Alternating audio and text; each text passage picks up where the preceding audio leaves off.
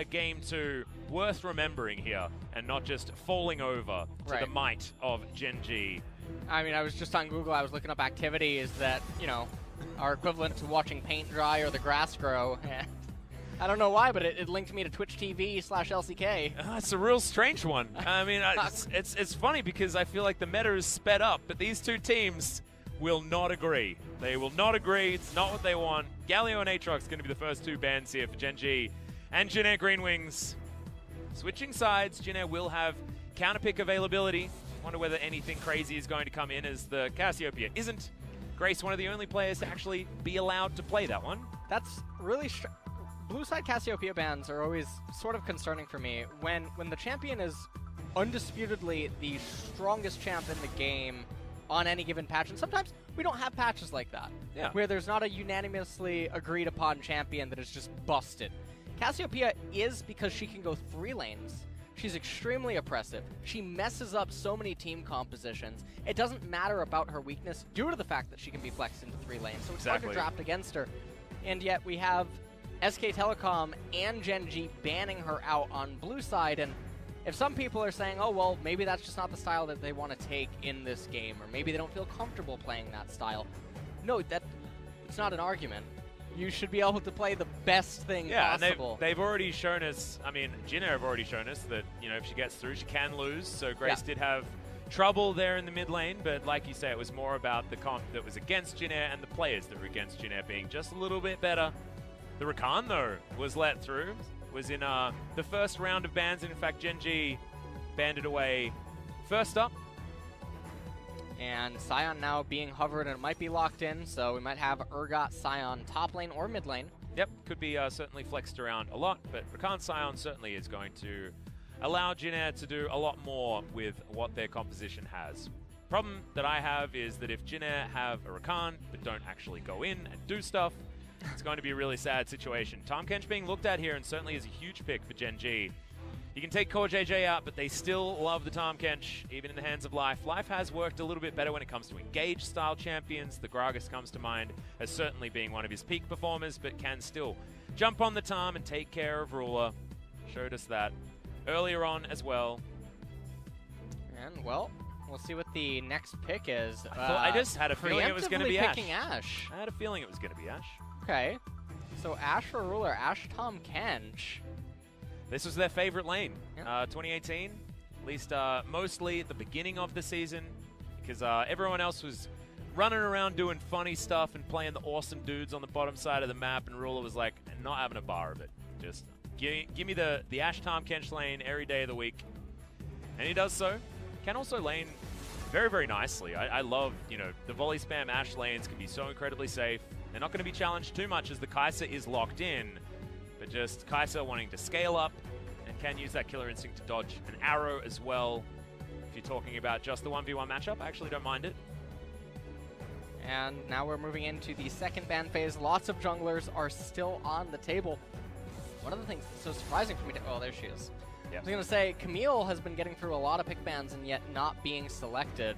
I think it does depend on the junglers in the game, because Peanut and Marong has tried his hand at the Camille, as has Peanut, but neither of them are really Camille players. I feel like she does need a lot of time put into her, and then you can become a player like OnFleek, who just looks absolutely ridiculous with Camille in hand. But Xin Zhao going to be banned away as well, so we are thinning out this jungle pool. Olaf probably also going to join that ban list, as the Xin Olaf were the bans for Jin Air last time around. Olaf not so bad against the Ashe, but there is a Tahm Kench on the team. Kindred banned away. That's an odd one. That is a very odd one. I don't necessarily look at... yeah, and that's a Gen G side. Zac banned. Oh, maybe Karthus is coming with a Kindred removal. Potentially. Malrong does have access to the Olaf, which certainly suits his playstyle much better than something like a Trundle. But could Peanut be jumping on the Karthus jungle? I think Karthus actually would be a fantastic pick here for Gen G. So I'm not sure if we will end up seeing it. There's already massive amounts of physical damage on their team. They need a heavy-hitting AP champion somewhere, and Karthus would do that. Yep. Blue side Karthus with blue side Tahm Kench, you can easily turtle your blue side jungle 20 to 30 minute mark, and it becomes near impossible. That's another heavy-hitting AD champion. So we're looking at Elise or Karthus. There she is. And Elise is certainly the peanut champion. That was the one coming to mind. Doesn't necessarily do the damage like a Karthus does, but will still make Jin Air think twice. Well, the Elise is a little bit weird because they already have an Olaf. They have massive tankiness inside of the Scion. It's going to be a little bit difficult to pair these matchups up, so not totally sure what they're hoping to accomplish now. Well, is Zoe going to be picked up here for Grace? And actually thought that might have been an option taken by Fly. He's been defaulting back to the Zoe a lot, but decides to go for the Urgot that had already been picked up, and Roach is going to be heading towards the top side of the map to try to punish the Scion. We saw actually Khan have a rough time of the Jace into the Scion matchup, not actually able to get the bullying done like we'd expect from something like that. We'll see whether he does go into the Kleptomancy to try and get a little bit of extra money, and whether Linderung is going to do something like that Arcane Comet that worked out very, very well for Noguri up there on the top side into Khan. But very different players, very different team compositions as well. But Gen G, once again, have structured themselves something that is very obvious in how it works. This pick composition is just going to pick and shoot people with stuff from a fairly large distance and do it over and over again. And we'll take a look at it one more time before we hop into game number 2 here. So let's take a look at it really quick. Jace, Elise, Urgot, Ashe, and Tahm Kench. Elise needs to get aggressive, needs to get the Jace snowballing. Ashe out of the laning phase early with the Tahm Kench, utilizing that ultimate to keep the snowball and the pressure up. If Kai'Sa falls behind, there's almost going to be no hope if Zoe just doesn't have the items necessary to hold the game together. And on the flip side, Scion, Olaf, Zoe, Kai'Sa, and Rakan. Heavy, heavy focus for the Kai'Sa and the Zoe. Malrong, as just like the opposing jungler, needs to get his laners going. Yep. It's going to be very, very different for the early game as far as expectations are concerned. It's no longer going to be how many camps ahead is this Zac, and that's a great thing. It's how many times have they affected the lane. So let's find out and see whether this game moves any faster.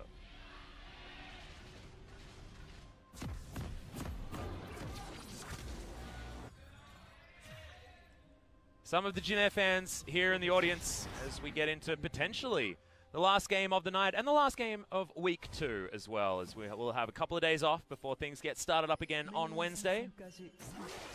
Life getting his licky tongue out, and just a defensive start for both teams. There needs to be expectations very different. A Lickitung Tahm Kench skin. Oh, there really does. There really needs to be. I mean, there's a Bowser Rammus. Like, obviously, Right. we don't really care about like copyright or trademarks or anything Exactly. like that, you know. So, Or get a where is Majin the Buu. Yeah, we do. We have. We need a Majin Majin. Well, yeah, we have do. one. Zac. Yeah, Zac. we have Zac. That is yeah. true. Yeah, Yeah. that is Super Boo. Yeah, we've got that already. We got that covered. I'm hoping, like I saw the Reddit thread about the Marvel partnership type stuff. Maybe we end up getting Marvel skins of some nature. Oh, yeah, okay. That'd be pretty interesting. Where would the Marvel skins go? Hulkbuster Scion. Oh, Daredevil Lee Sin. That's so sick. There you go. Oh, man, that's so free. With Black Widow, I mean, Black so many Widow, ADCs. Yeah, Yeah. Vayne, Kai'Sa, Yeah, so many ADCs. Evelyn, Aurelia. You could make a Black Widow skin for You like could make half the cast. Right. What's her name? The lady from X-Men, the blue Lady from... orange hair. Oh, Phoenix? No. Orange hair, blue skin. Oh, Mystique. Mystique Evelyn. Yeah, no, There you go. that's an easy one. That'd be cool. Yeah. Or Mystique Nico, Yeah. and then Nico Oh, transforms perfect. into a champion. There you go. I mean, we got everything covered. We do have everything covered. I think we need to start sitting down with Riot and having a discussion about this. Get it happening. As we'll get some cheeky auto attacks in there, utilizing his keystone choice. As the volley spam is going to come in, and keeping root low is a great way of controlling this lane. Kellen as well, I mean, losing health bar on Rakan is a great way to keep him down. It was one of the original ways to deal with Leona. Just keep her poked so that she doesn't have the health bar to actually go in, and then you get a free laning phase. Roach going a little bit aggressive here on Linderung, who has decided to go for the regular style. In fact, everyone just sticking to what they know is Phase Rush is going to come in instead of the Klepto, and it's the Grasp the Undying instead of that Arcane Comet from what we saw in this matchup last time we saw it. Of course, Noguri and Khan are two very different players. So see how this lane goes and whether or not it is going to be the expected Jace-dominated lane, and so far it is. So I really like what both junglers are doing here. Olaf recognizes, hey, I actually cannot gank the Jace or the Urgot early on. There's no way to do it for Kai'Sa and Rakan. I'm going to full clear my whole jungle. Peanut acknowledges, let me make sure that Malrang can't cheese my mid or my bottom lane early. I'm going to run over to the other Scuttle Crab. He can't do anything to me there because Urgot and Jace both have priority. Yep. Then I'm going to fall back and farm my blue side jungle. And this is a really cookie cutter, but well thought out opening from both junglers at least. Yeah, so it's a really nice plan so far. Nice. Grand Entrance going to come in, but that's just going to be traded for the Devour. He's going to have to wait for the next cooldown. Try and get that one happening. Just battle dances his way around this lane as Ruler has popped his potion. Does have a bit of a CS advantage here, but you can see the trades are actually working out pretty well for Root and Kellen down there. Grace has picked himself up a barrier. But doesn't have a whole lot of mana as the flash has to be used from Ruler as the other Grand Entrance comes in. That's exactly how you play it out. Devour's got a pretty damn long cooldown, guys. Yep, ever since the Tom Kench nerf. Yeah? A while ago. Sad times. Sad times. Hey, at least you can still aggressively eat people. That is true. A little bit faster, so that's the good news. There's the good news. Malrang comes down, clears out some vision to make sure that Gen.G can't play too aggressively, but already things are going very well in the 2v2 down there. I just feel like Rakan is so strong, and Kellen is demonstrating that already in the laning phase as well. And right now, Jace trying to get some poke onto Linderong. Jace has yet to teleport, and even though he has the phase rush, I do have to comment that truthfully, I do think that Klepto is superior, especially when like this, right? You have an aggressive jungler that is able to get you the intel that you need early. Taking another quick look at this replay, you see Kellen comes in here, he says, look, we're going to trade flashes or you're going to die. Yep. And Ruler has to back up, and even though he used an exhaust, this does mean that Ruler is potentially a sitting duck anytime Olaf can come bottom. Infernal Drake up on the map. I wouldn't be too surprised to see Malrang just go for it right now. He's pinging it. Yeah. Now Red ping's over there, wondering whether the vision is available. Of course it isn't, as we can see with our God Mode vision. Black Sheep Wall has been removed. And finally just gets over and chucks a little ward in the back of the pit, so nice work from Life. You know that Elise's left-hand side jungle is going to be coming up soon. She's going to be enticed to go over to that Scuttle Crab, and with Kai'Sa coming back down into bottom lane with the Rakan, he might just be able to go over to it after the Wolf Camp and try to solo it, especially because that means that Grace is going to be able to re-get priority and play right-centric inside of the lane so that both bot and mid have first collapse to Olaf in case anything would go bad. Yeah, I feel like the priority is going to work out there if they can actually get things worked out in their favor. However, at the moment, it feels like the lane priority certainly is in favor of Gen.G.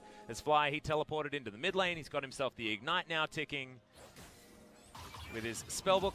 Taking a bit of damage here from Grace as the more Sparkles lands, as well as the Trouble Bubble. Disdain has to be used from Fly to get himself back underneath this turret, and that's the opposite of the priority that we were talking about earlier on. Fly taking a really terrible trade.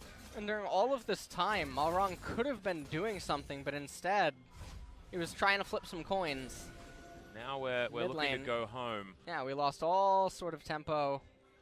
It's very strange, especially with Grace now just on walkabout. Yep. On the top side of the map, not entirely sure what he was doing. Getting defensive vision down is a weird choice, just wanting to make sure that the Elise can't make her way into their jungle and start stealing away camps, I guess, but Peanut's just having a good time heading around his own camps, getting his blue buff for the next spawn. Sorry, red buff. Has his Skirmisher Saber as well as an Amp Tome already done, just waiting for that Luden's Echo. Been very quiet, has the Elise, but has once again just been out-farming Malrang at every turn, and Malrang hasn't been able to utilize the extra space that he's got, as the Ranger's focus being opted in for here by Ruler just to get these guys out of the lane. So this is sort of what I was talking about earlier in the pick ban. What is Elise doing right now that Karthus couldn't?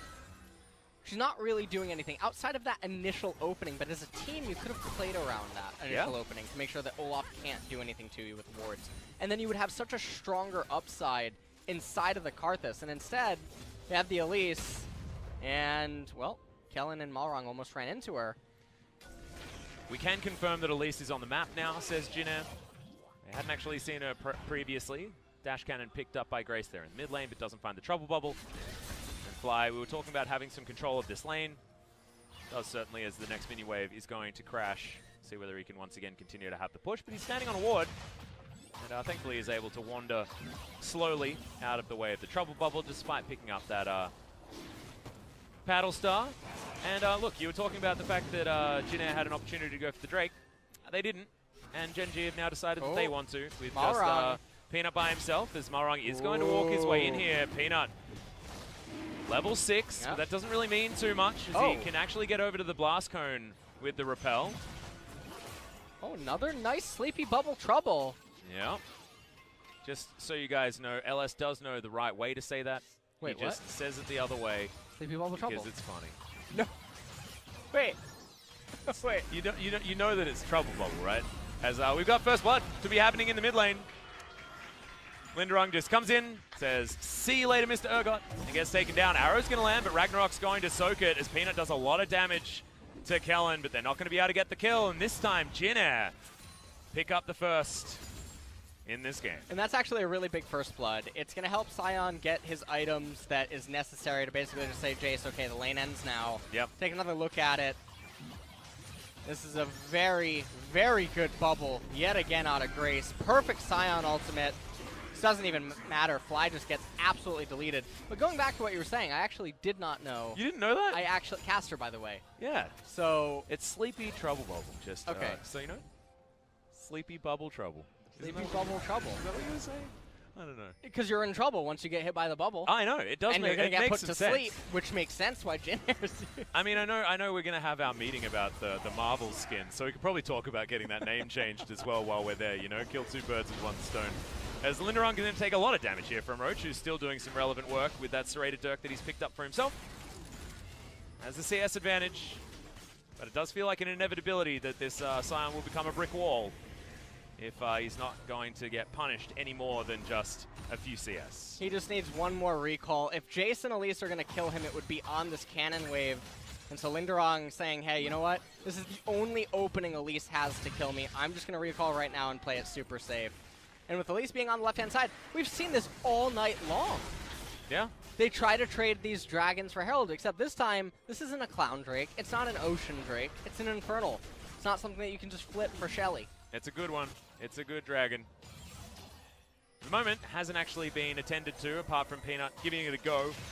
Earlier on, Paddle Star, once again going to connect. He just hits everything. This is the very opposite of the Zoe that we were seeing before. That Paddle Star and the Super Soaker actually going wide, but otherwise, great look for Grace. Subbing in for Chongo. We were wondering why, but see Grace already proving that it was a pretty good decision. The Zoe looks very, very, very good. Surprising that Fly is getting hit by basically everything, because Fly is a notable Zoe player as well. Yeah. But that's okay. He's doing fine in the lane. One of the things that is surprising me is, yet again here in this game, Peanut is up an entire level yet again. Yeah. And his camps are going to be respawning first. He's going to have first action to them. Marang, it's really surprising because you would expect that he would be doing a lot more. Another one, and pop goes the Urgot once again. I've seen this movie before. I understood how it ended. And we watched that one happening in slow motion. Vision cleared eventually, but Fly, you can't be doing this. Sion ulting back into top lane. Yeah, taking a train towards the top side of the map, something that I may not be able to do to get home if this series is going to continue at a slower pace. Take another look at this one more time. The old punished for a face check. It's amazing, actually, that this type of stuff is happening when Gen G has map hack inside of Hawkshot. Exactly. So it's really bizarre that you can't discover where the enemy is or isn't and then deduce from that, okay, I shouldn't move here or I should be able to move here. Well, Bax not working out very well for Jin Air, meaning that this Infernal Drake is indeed going to be taken down. Black Cleaver not quite there. Wow. Fly just yet, but they just grab it for free. That just gave Elise 11 AD. And so, whoever, you know, God knows how much it just gave Ruler and Roach. Yeah. So, and the first quite one a valuable is the best dragon. one. Yeah, first one's the best one. And another Infernal. So, I think the Riot production crew, they're trying to get home. They didn't like the Overcast Mountain in the first game. They're like, let's try and speed this one up a little bit. Only Infernals for the rest of the game.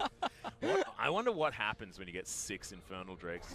Let me hit you with how this is going to go. That's going to be an Infernal Capture, and then there's going to be 2 Mountains, followed by a Baron, and Gen G is going to win. Okay. All right, so... You heard it here first, guys. LS already knows how this one goes. And I've seen Back to the Future too. I assume you're just exactly the same as Marty McFly. Jin Air, though, they're going to trade it for Shelly. Going to be able to pick that one up just nicely. Not enough vision available here for Gen G. They do know what's going on, but can't effectively get in here. So Shelly's going to be taken here at 13.5 minutes into the game, meaning that you're not going to be able to get too many turret plates with it because you have to get it down within 20 seconds, but they might actually be able to put it towards the bottom side of the map, and that's exactly what's going to happen. Malrong's immediately just going to throw it in there. It's got 15 seconds to get over. Has to walk all the way around this corner. That's going to be first turret going down. All of those plates eaten up here by Gen G. And as you can see, 4 seconds to go. Whoa. There we go. They actually get the turret plates. Oh, that was very Fabian able to get another one as well, as Grace has to use his flash to get out of the way. Cleanse on cooldown now as well. And Gen G continue pushing towards the bottom side. And, wow, Cocoon going down onto Scion. Yeah, Ashe has ultimate, doesn't elect to use it, which I find very bizarre. Yeah, I with think they Tom had Kench. enough damage Yeah, there. absolutely, they did. And with Repel available as well, Repel and Devour means the diving turrets is pretty easy if you've got the Elise and the Tom Kench down there. But still, we've got turrets being traded across the board, and Fly finally gets on over, but the inner turret taken down. Shelly's help there, of course, was very nice, but getting a triple charge on your Rift Herald is pretty damn good, especially you're in Jin Air's position. One of the things that is always so interesting to me about trades like this is I'm very divided on who wins out in spots like this. You get the bottom tier 2 turret, which is an objective turret because it's the lane that is furthest from Baron. Yeah. But on the flip side, you get the tier 2 top turret, which is only traditionally seen as an economic turret, as normally games cannot be ended through that lane without the Baron buff. So normally you never really get the top tier 2 turrets. They're just basically luxury gold, luxury vision, and in this spot, Jin Air gets it pretty early on, and that's not normally gold that you get access to. And also, they managed to get so much vision on the top side of the map here for Gen G as well. So, of course, you can argue that they could move in there anyway, but it just means that Gen G now don't have that opportunity as Fly. Thinking about disdaining forward, but isn't going to do so. Peanut threatening the Cocoon, but not actually going to throw it out. Now moving back. Into, I don't want to talk about it, but it might be happening. The ARAM time could be upon us. Don't want to speak too soon. 20 CS lead for Ruler. Don't you do it. As he's not going to be splitting farm. We've got the Jace moving top, the Urgot moving bot, and we're going to park the Ashe here in the mid lane. Doesn't feel like the ARAM yet because we've got, you know, some nice burst damage coming in here. There's the flash quickness in the grand entrance, but the Repel is going to be utilized. Fly, he's hanging around. The flash comes down to get out of the way of Linderong. And the trouble bubble is going to go wide this time from Grace. So Jin Air, they try and press a bunch of buttons, but they're not able to lock down the Spider. And with that being done that way, probably not going to see another fight unfold until the Infernal comes up. In Gen G, unlike SK Telecom from earlier today, they need to be hands on deck for this. Yes. They cannot let this Infernal go away. It is so valuable to 4 of their champions. We're very close to Ruler grabbing that item number 2 as well, so they can actually fight around this and feel pretty good about it if the Ashe can go back before that Infernal does spawn. But it means that he'll need to have the money and be able to go home very, very soon. And it's probably a little bit out of time here as it's only 30 seconds before that Infernal Drake is up. But control of this area is certainly there for Gen G. See whether they can keep it before that Drake spawns in 20 seconds. This is really moving good. on over. They've got a lot of vision available here on the side of Jin Air. Gen G should be able to deal with it relatively quickly. Checking brush is pretty easy now that there is an Elise in the game. There's Grace. Jumps on over with the portal jump. The disdain is thankfully going to help Fly not take the big burst of damage. That's a minion wave very close to the base. These side lanes Jin Air, as the arrow's going to land in the mid lane route, taking a lot of damage, but Ruler may be overextended as there's the engagement coming in from Linderong, followed up immediately as well by the Rakan. Beautiful stuff, and Grace is the one gifted with the kills, still flashing on forward because he picks him up with his W like candy after a fight like that. I don't know how this happens. This is, you want to talk about a Goosebumps book. Yeah, this is the adventure we didn't choose. I don't know. Oh man, this is gonna be Infernal Drake going over to Jin Air Green Wings in a turn of events that only M. Night Shyamalan could have directed. Yep. So here now at 18, there's the Mountain Drake. I was telling you. You are actually a prophet. So here we go, yeah, so the ultimate goes on to Root, but there's no universe in which Ruler can ever kill him. But also, Life had to use the Devourer on Peanut. Yeah. That's it. So there was no way out of this. Really unfortunate turn of events. Roach was also very late to this Infernal. He was busy pushing that last 100 gold top lane, you know. Yeah. Very important. So, really unfortunate. They gave away an Infernal Drake to a Zoe and a Kaisa.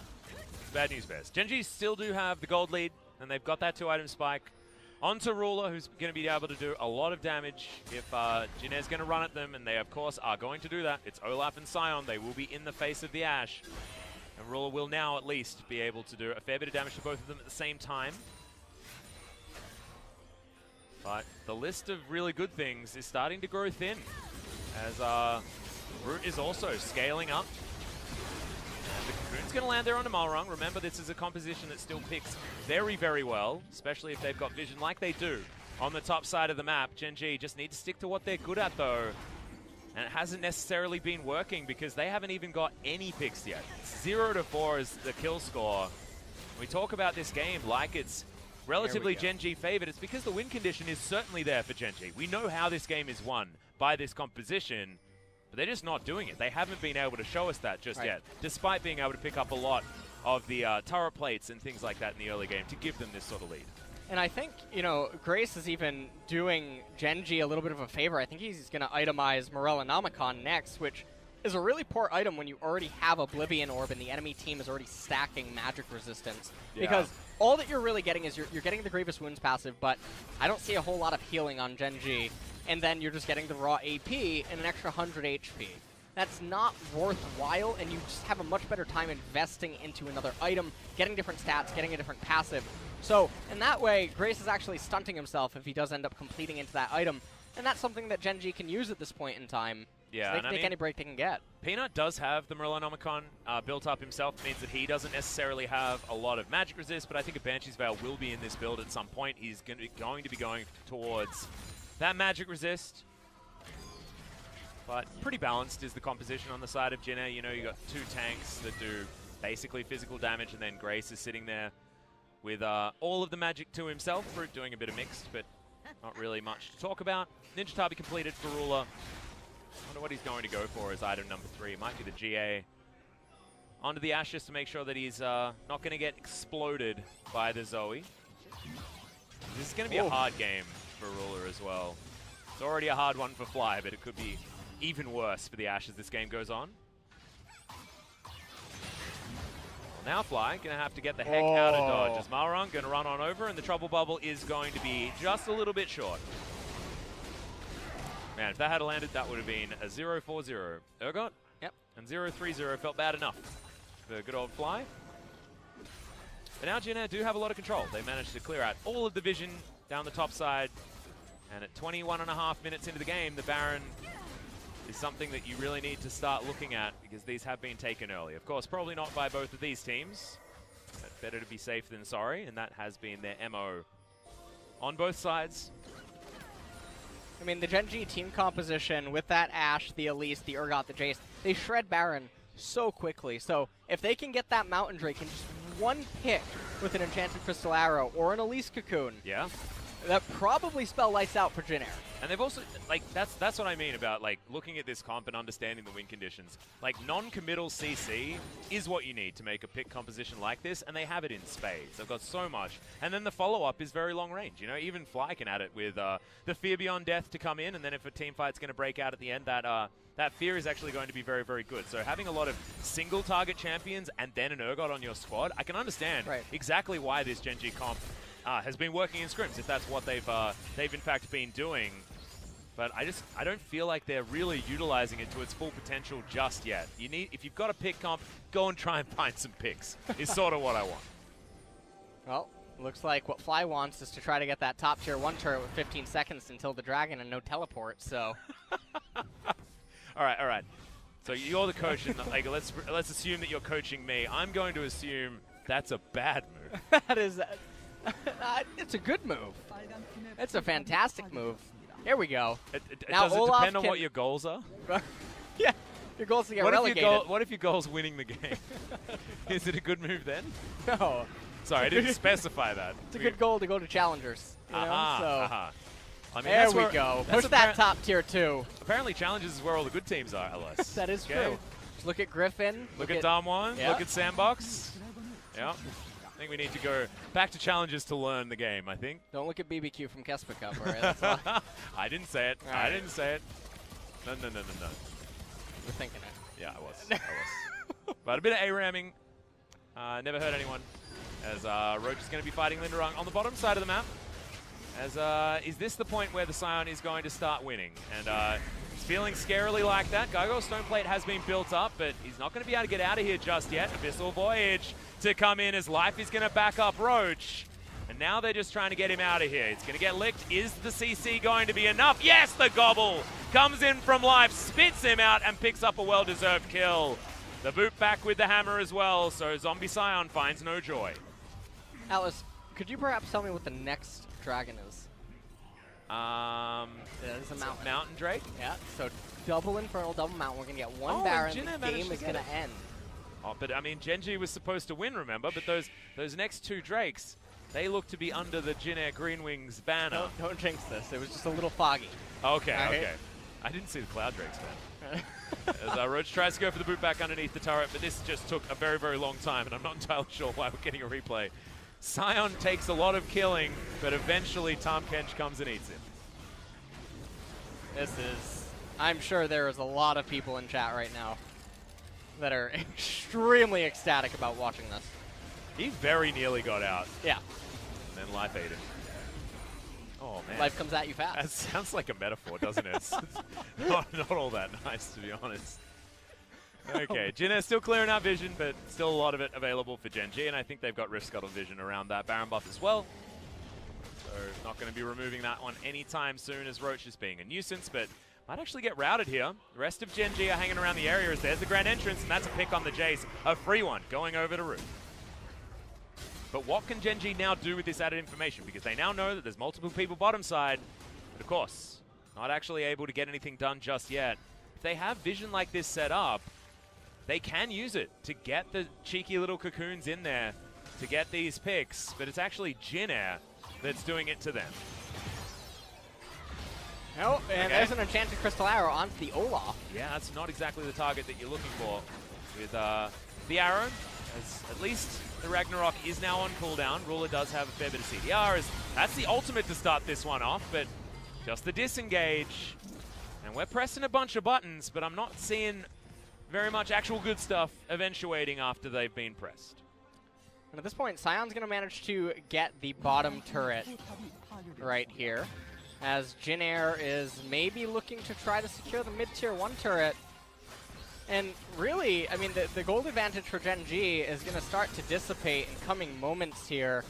And with the second Mountain Dragon coming up, this has to be a very scary situation, because if Jin Air Greenwings ends up getting it, suddenly their composition can just delete Baron from the map. Yeah, and it's already getting to that point very quickly as well. I mean, as Root gets more and more items, Rageblade makes Baron pretty trivial, especially as the Kai'Sa can shred through it very, very fast. So like you say, Infernal Drake into Double Mountain spells the Baron Ender.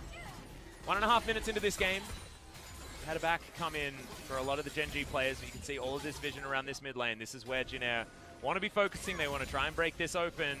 It's going to mean that it's very hard for Genji to get out of their base, push forward, and actually get that Baron vision, given the fact that the top outer turret and the top inner turret were taken down earlier on in this game. And it's only a Scion, so you don't have to worry about rushing to bottom to catch any waves, and you also don't have to worry about rushing to top to catch any waves. You don't have a tier 2 top turret if you're Genji. So you have a little bit more luxury time available to you to recall and catch the wave in front of your inhibitor turret, and that's perfectly fine. So instead of trying to pressure for this top tier 2 of Jin Air Greenwings, invest your time in securing vision around the Mountain Drake, trying to capture it, make sure that there's no flank teleport wards available. Not that Linderon has teleport right now, but thought is what counts. Absolutely. I want to talk about other things that count, because Ruler, you can count the items. He's got 3 of them. And they're 3 pretty good ones as well, as the Infinity Edge came in just then as his final item. We do have Gargoyle's Stoneplate completed for Fly, as well as Peanut almost has as much CS as Linderum. This Elise has been farming up an absolute storm. Will be doing some damage in these fights, but it's no Magic Mantle and a Stopwatch since last we spoke about his item, so he's probably sitting on a fair chunk of change. Yeah. As Fly, splitting on the top side, as a lot of the 0-3 Urgots in my games have been doing. Well, so the one benefit here is that Fly did drag Grace up into top lane, and he has teleport available. I don't know why he's backing all the way up into Guam, but that doesn't make any sense. He should already be hitting the turret again, and Grace should be demanded to come right back. So, bit of a delay, mismanagement. Kellen. Yeah, gonna shorthand the grand entrance. That wasn't a very grand one. That was a not grand enough entrance, I think. He's going to be able to get the turret here. And, I mean, Jace can just start hitting that dragon with Elise. I mean, both teams are really botching this. If you're Jin Green Wings, why do you care about a top tier 2 turret? Just bring Zoe to the dragon. Genji's out of position. Burst it. Demand that they fight you, because Olaf's just going to be able to eat the brunt of the Ash Arrow, and then Jace is out of position. And you know what's happened now? Genji have actually just taken the mid-outer turret for free. They took the inner turret top lane for free, and now they're going to take the Drake for free because of indecision, because of exactly what you're talking about. And it's unfortunately been a bit of a trend with what Jin Air have been doing, and also this is what happens when you lack confidence, and Jin Air certainly don't have very much, and Gen G, thankfully, if they are actually going to win this game, get this 2-0, on paper it actually looks pretty clean. Yes, the first game was very, very slow, but it's not like Gen G screwed anything up majorly or anything like that. It's still a win that you can be proud of. And I know there's a lot of Gen G fans that want to see this team come back into their former glory. It's so hard without ambition on this roster anymore. What's the identity of this squad? Get behind Ruler seems to be the way they do it. Now there's a last whisper on this Ash. And Ruler is going to be a definite menace now on this team. Jin Air Green Wings look like they might want to just demand that Genji come to the Baron. Well, that is very fast. Yeah, and they do have a Hawk Shot. They can throw that one in there. The blue trinket is now down as Arrow is going to fly in. Does connect, but isn't really a big deal as now Grace could be in trouble. The Disdain comes down. They've got off the Baron now as I believe the ult went wide, but Root is now into the backline. Kellen is charming everyone up, but Fly has the Gargoyle's Stoneplate, and already on the backline, Roach is jumping forward. They get rid of the Olaf. They're playing this as front to back as you like, and Genji are making it work. And Genji coming out on top with a really, really big win. I'm surprised they're not just starting the Baron right away. Some of the members are relatively low, but okay, here we go. We got the teleport now coming in from Fly. If they get this Baron, it's going to be so hard for Jin Air Green Wings to try to hold on against it. They just don't have any wave clear. Yeah, and Fly refilling his health bar like that just means that they're able to get so much done. Kellen comes on over, but Malrung's dead. That means no smite. Fly, I believe, just threw out the Fear Beyond Death at where he thought Grace might be. Doesn't actually get any joy, but that's now a Baron on Genji. Let's see this fight yet again. Yeah, we're taking a quick look at this replay, and Jin Air did not want to 50-50 the Baron, but honestly, I think that they should have at that point. And you can see that Grace completely zoned out. Ruler not able to go down as he was saved by life. Linderung trying to flash to safety and get a knock-up. Fly says no thank you, and gives him a little bit of a suplex. Yeah, and I like the little slowdown there, showing life. Going in, grabbing Ruler, getting him out of the way of Root, who had Killer Instinct just to kill the Ashe. Couldn't kill the Ashe, couldn't win the fight.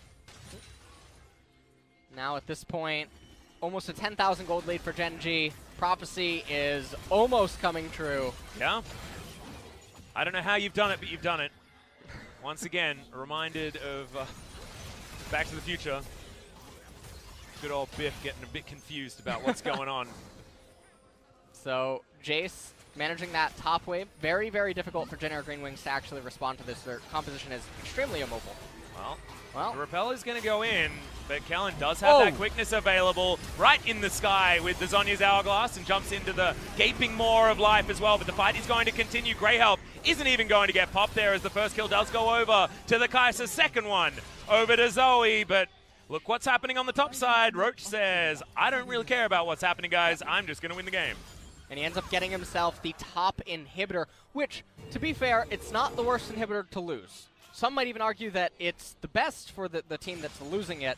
Not that it's a good situation, but rather you're always going to be in close proximity to that lane anyway for future Barons. Yeah, that's true. So you always have a champion nearby it, so they're always pushing back against the super minions, whereas mid can be a little bit obnoxious because you can find yourself in guillotine spots. So, taking a quick look at this replay, Peanut gets hit right there by the Zoe bubble, comes down, that is a beautiful Zanya's right there, yeah, flashes right into the Catfish's mouth, Spider on Catfish acts, and Peanut tries to live here, gets knocked up by the Scion as the rest of Gen G is trying to run away. But Life could have avoided it. He had his flash that whole time, so just didn't decide to go in there. As you can see, inhibitor timer, 4 minutes until that top is back up again, so some control here for Gen G, who probably want to get into this Jin Air jungle and clear out all of these control wards. I believe they've got actually 5 up at the moment, and that just shouldn't happen when you're a team that's got Baron and you're approaching a 10,000 gold lead at this stage of the game. And here we have a little bit of a doom push coming in. Probably just going to see Jin Air Green Wings give up the mid-tier 2 turret.